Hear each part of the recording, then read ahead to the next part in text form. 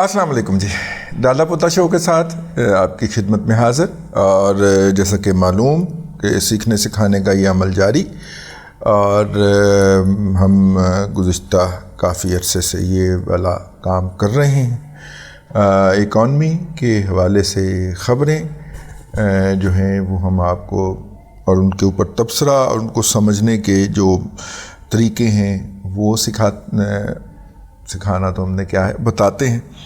और मुख्तलिफ आप अपने मसाइल जो हैं पर्सनल फाइनेंस के भी और कैरियर काउंसलिंग के भी और वैसे भी जनरल जो हैं अदर दैन पॉलिटिक्स जो है वो आप करते हैं। वैसे इतनी ज़्यादा पॉलिटिक्स होनी नहीं चाहिए मुल्क के अंदर, ये भी ख़राब करती है और ज़हनों को पोल्यूट करती है।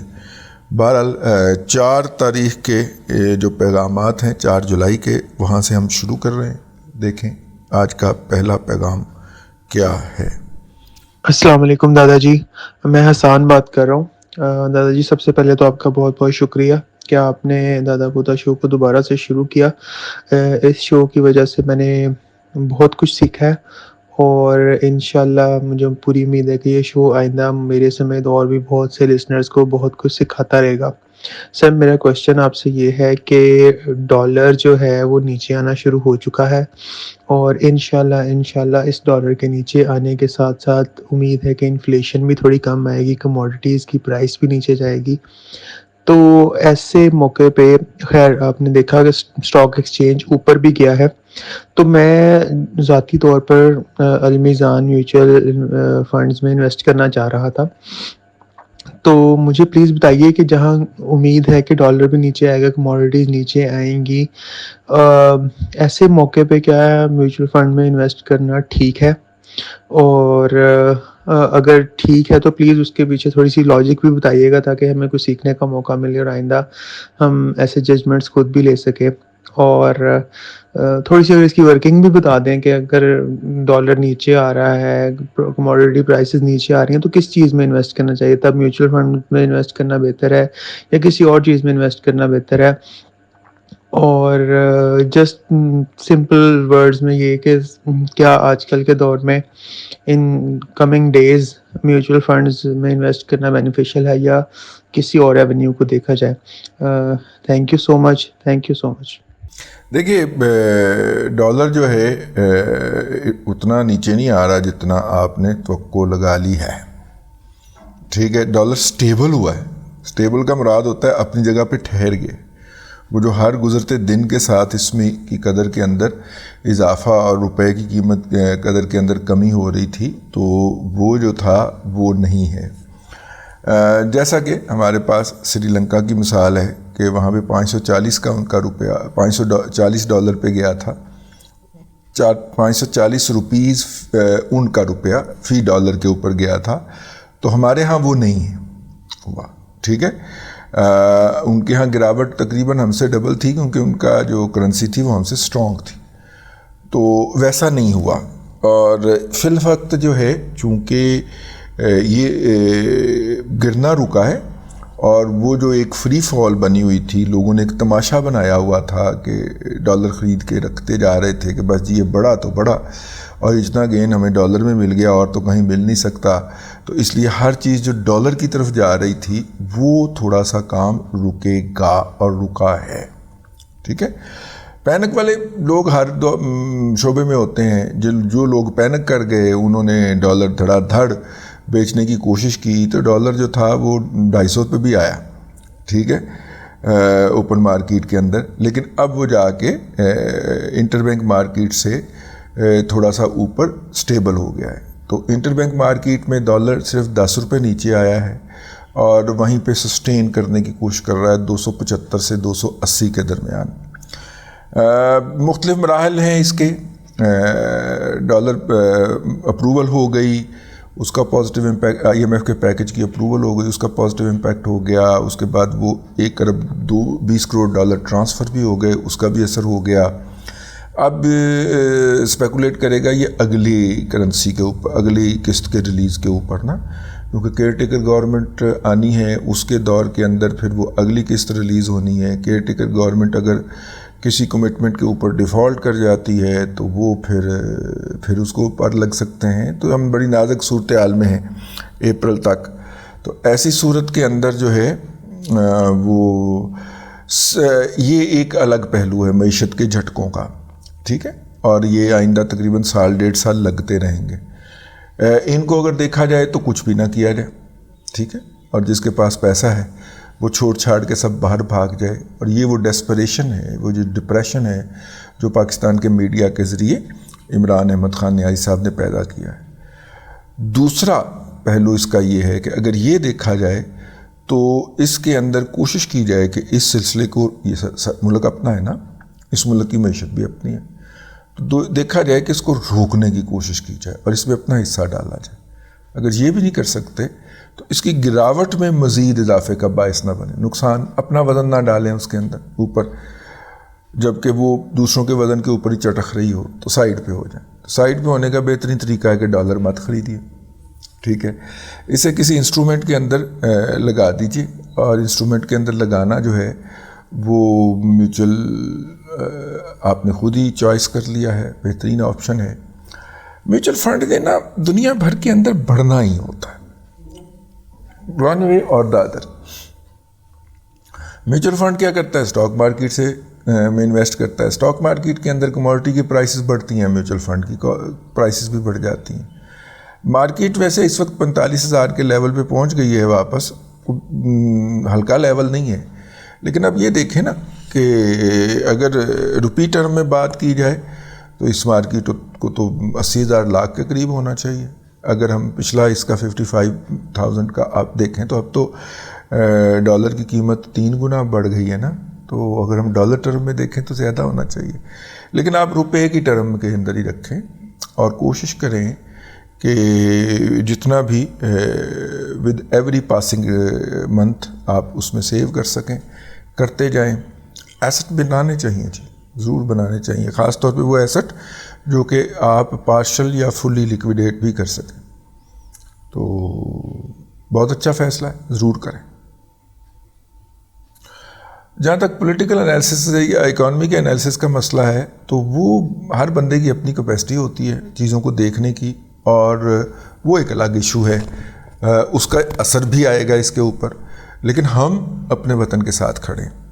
السلام علیکم جی, میرا نام احمد ہے. آپ کے شو میں پہلی دفعہ فون کر رہا ہوں. آپ یہ بہت اچھا کام کر رہے ہیں اور اس کا اجر تو اللہ ہی دے گا. میرے 3 سوال تھے, اگر آپ اس پہ روشنی ڈال سکیں. پہلا یہ کہ ابھی آج وہ خبر آئی کہ آئی پی پیز کو حکومت نے جو ہے ریسیویبلس کی کچھ پیمنٹ کی ہے, تو اس سے آئی پی پیز کو پر لاکس لگ گئے.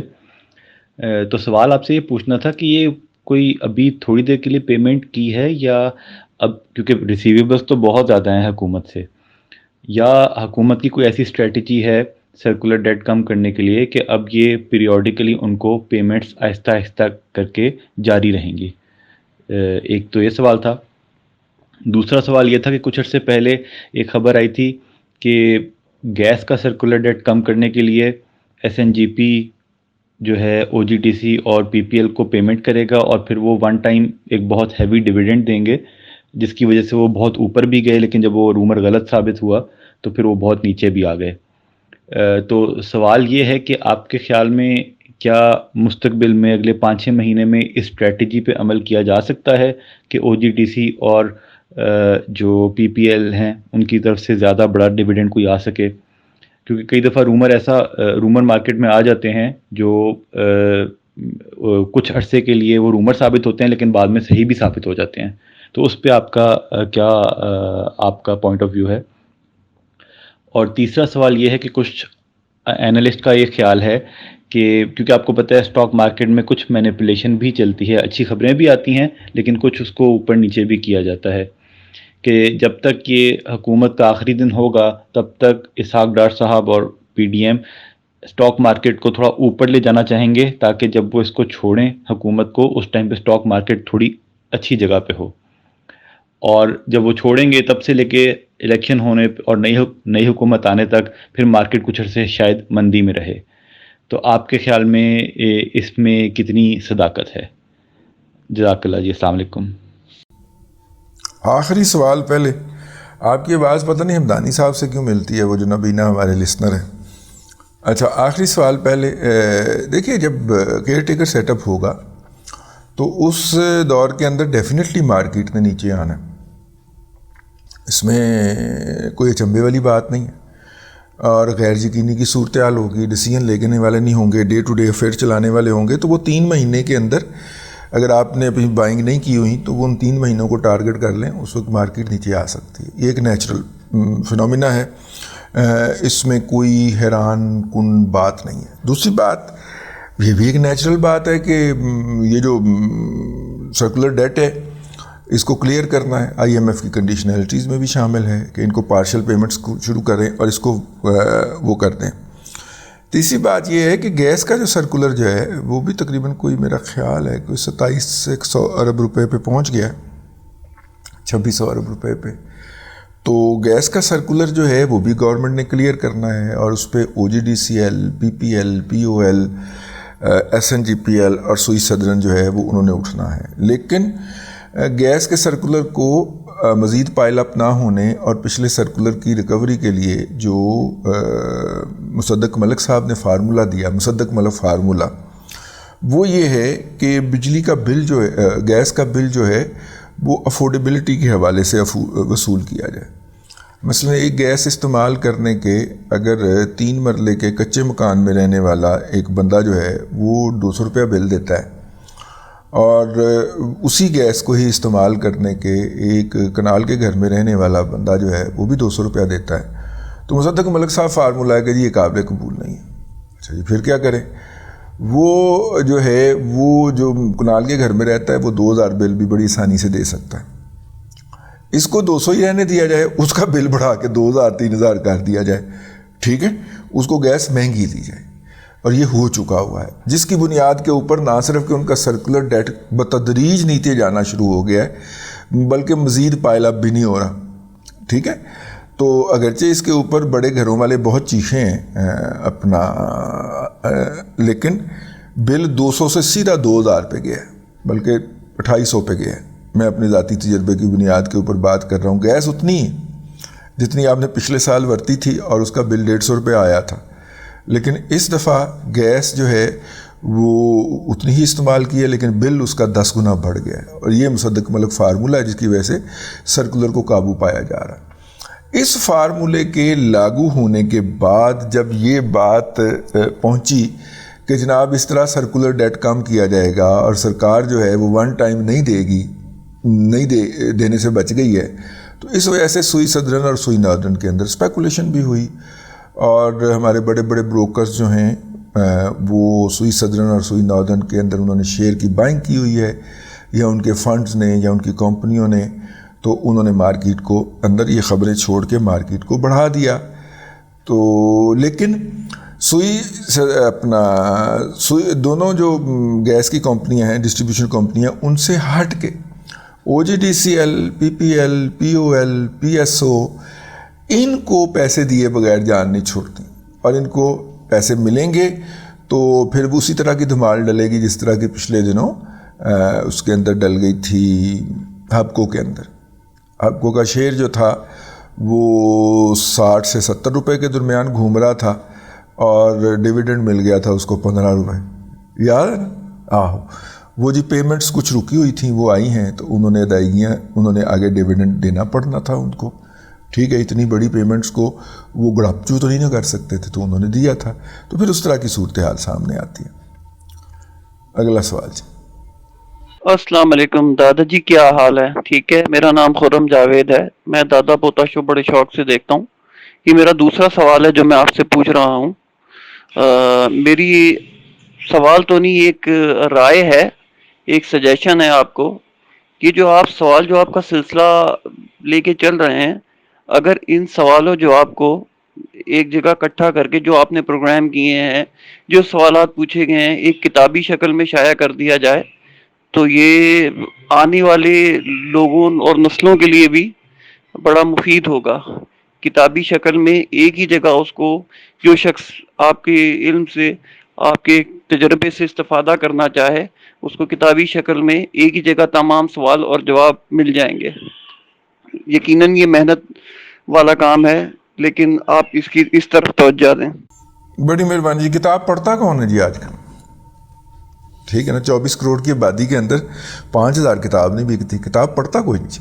پہلی بات صرف وہی کتابیں بکتی ہیں جو اسکول میں پڑھائی جاتی ہیں.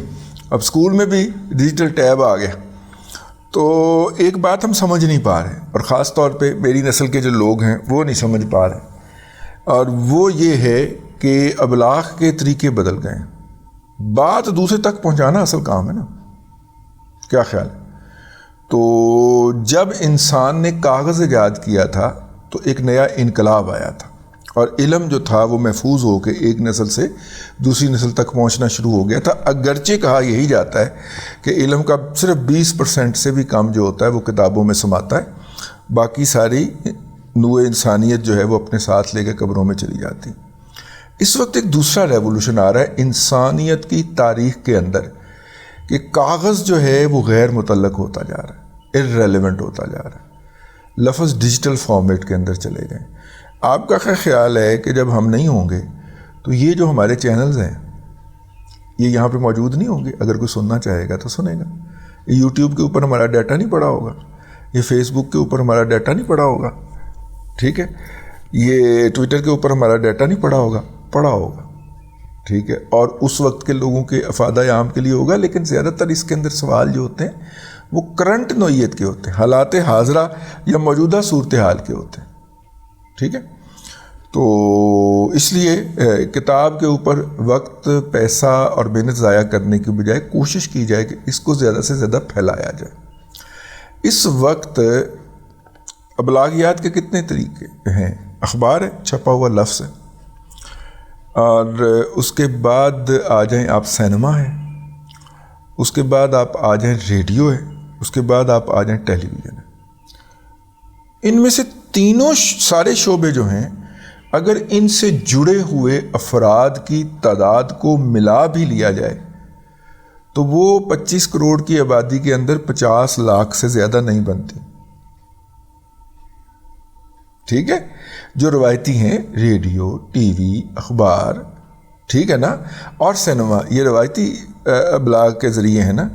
ان سے اگر آپ ان سب کو دیکھنے والے لوگ, ان سے ہو سکتا ہے ایک بندہ ملٹیپل ٹائم کاؤنٹ ہو رہا ہو, ٹھیک ہے, وہ ٹی وی بھی دیکھتا ہو, وہ سینما بھی جاتا ہو, اس کے گھر میں اخبار بھی آتا ہو, یہ اس کے باوجود بھی, ٹھیک ہے, ان سے جڑے ہوئے لوگوں کی تعداد کسی بھی طور پہ 50 لاکھ سے زائد نہیں ہے. اور آپ یہ دیکھیے کہ بزنس ریکارڈر جیسا پیور اکانومی کا اخبار جو ہے وہ روزانہ 1 کروڑ دیکھا جاتا ہے. ڈان جیسا انگریزی اخبار جس کی عام بندوں کے اندر پہچان ہی کوئی نہیں ہے, اس کو بھی روزانہ ویب سائٹ کے اوپر دیکھنے والوں کی تعداد 1 کروڑ سے زائد ہے. اور جنگ کا تو ذکر ہی کوئی نہیں نا, جنگ تو ان سب کا کنگ ہے, وہ کوئی 4 سے 5 کروڑ لوگ روزانہ دیکھتے ہیں. تو اس کا مطلب ہے کہ ابلاغ جہاں پہ ہو رہا ہے, جہاں سے پیغام آسانی سے پہنچ رہا ہے, وہاں پہ جانا چاہیے نا, ٹھیک ہے نا. مطلب نبی کریم صلی اللہ علیہ وآلہ وسلم جو ہیں, جب ان کو تبلیغ کا حکم ہوا تو وہ کیا کیا کرتے تھے؟ وہ وہاں پہ جاتے تھے جہاں پہ میکسیمم لوگ ہوتے تھے, میلوں میں جاتے تھے. دور جاہلیت کے ان میلوں کے اندر کیا نہیں ہوتا ہوگا, میں الفاظ کوئی اس موقع پہ استعمال نہیں کر رہا, لیکن وہاں پہ کیا نہیں ہوتا ہوگا. اور آپ کی شرم, عفت اور حیا جس کی قسمیں قدسی بھی مطلب آسمان کے فرشتے کھاتے ہیں, وہ ان جگہوں پہ جاتے تھے, اپنا ابلاغیات کرنے جاتے تھے. ٹھیک ہے, دنیا بھر کے اندر, امریکہ ہیڈ کوارٹر ہے نا ٹیکنالوجی کا, تو امریکہ کے اندر آج کے دن بھی 67% ٹریفک جو ہے وہ ان کی پورن ویب سائٹ پہ جاتی ہے. چلو باقی 34% تو بچتا ہے نا جس تک ہم جا سکتے ہیں, ٹھیک ہے نا, جو جن کے اندر طلباء آ جاتے ہیں, جو ریسرچ کے لیے اس کو دیکھتے ہیں, اسکالرز آ جاتے ہیں, میڈیا چینل کے لوگ آ جاتے ہیں.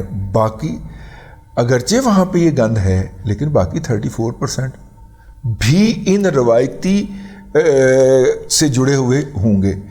آپ یہ کیوں نہیں دیکھتے ہر وہ عالم دین ریلیونٹ رہا ہے جنہوں نے اپنا یوٹیوب چینل شروع کیا ہے. میں کسی کا نام نہیں لے رہا, ٹھیک ہے. غامدی صاحب کی تبلیغ ساری ختم ہو جانی تھی اگر وہ ملائیشیا جا کے بیٹھ جاتے چپ کر کے پناہ لے کے, ٹھیک ہے.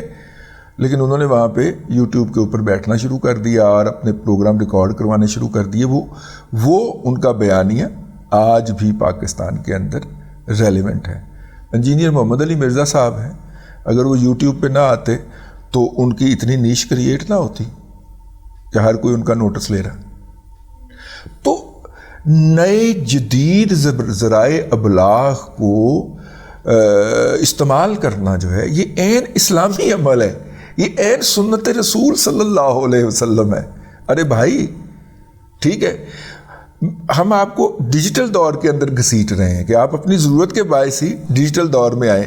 آپ واپس کاغذ کے دور میں جا رہے ہیں. آئینے نو سے ڈرنا, طرز کوہن پہ اڑنا ہے وقت یہی مشکل قوموں کی زندگی کا. اقبال نے کہا تھا نا, آپ واپس جانا چاہ رہے ہیں سابق دور کے اندر, ہم آپ کو گھسیٹ کے ڈیجیٹل دور میں لا رہے ہیں اور یہی مستقبل ہے.